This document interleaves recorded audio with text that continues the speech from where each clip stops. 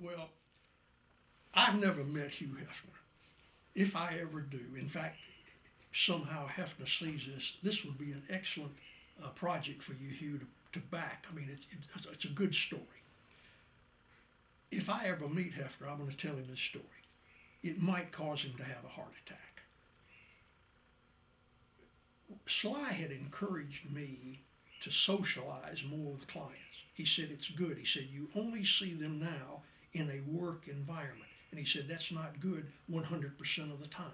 He said you either see them on the street or you see them in the office. He said you need to start going out more. Well, prior to this, I was going to school at the American Academy of Dramatic Arts in New York in the very late 50s, early 60s. Well, I had picked up a couple of jobs in Chicago. So I was in Chicago, and if you remember, that was where the very first Playboy Club opened. So I went there, and you had to be a member to get in. I think they would give you a guest pass for one visit. While I was there, I filled out the paperwork, and they sent me a Playboy card. Well, it looked just like American Express. It was gold, and I guess keeping track of their clients and copying American Express a little bit, they would stamp on the card. You had to get a new one every year. They would stamp on the card member since. Well, mine, the one that I have, says member since 1960. So I was one of the very first members of the Playboy clubs. And so years passed, and I'm in Atlanta, and they open the Playboy Club here. I'm going to pull a figure out of the air, maybe 65 or 66. So I had invited two girls, Big Kathy and Little Kathy. Big Kathy was the madam. Little Kathy was her second in command.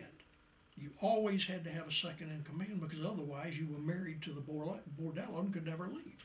So I had taken them to the Playboy Club, and it was at night, and it was located on Lucky Street, right, I think it was in the basement of the Dinkler Plaza. It's only about 60 or 75 feet from the corner. So we went in there, and it got to be a regular thing. So we were going in there maybe a couple of three times a week. Well, I would always go in there for lunch because it was within walking distance of the old office at Five Points. They had a very strict rule that no unescorted women could be allowed in the Playboy Club. So if there was a woman there, she had to be with a man that was a Playboy member. We had a little girl that was our bunny. I think her name was Bobby, Bobbie. So one night we were sitting there, and Bobby came over and checked on us and said, you know, how you guys doing? And she said, listen, Robert, she said, they've got a thing, and she said, it would be great for you. She said, let me get you the paperwork to fill out an application for a Playmate card. Well, at that point, I'd never heard of one. I didn't know what that was. And she said, they'll send it to you. And she said, the way it works is everything is charged back to your account. So you have to be careful who you give the card to. I said, okay. So if I'm remembering correctly, Richard, no cash exchanged hands at the Playboy Club. I could be wrong on that. Maybe tips, but I don't think so. I think everything had to go on the card. So at the end of the month, I would get this massive bill from the Playboy Club. So when Bobby told me about the Playmate card, this is an exaggeration, but a giant light bulb went out over the table. Huge, and both Kathys and I had the same thought at exactly the same time. So I got the Playmate card. I gave it to Big Kathy. So she started working the Playboy Club. Sorry, Hefner, but that's the way it is. And we managed to get duplicates. They would not give you, I don't think, two Playmate cards because they didn't want to flood the market. So what Wanda did, she kept calling and saying we lost the card. So they would send a duplicate. That's how we wound up with multiple cards.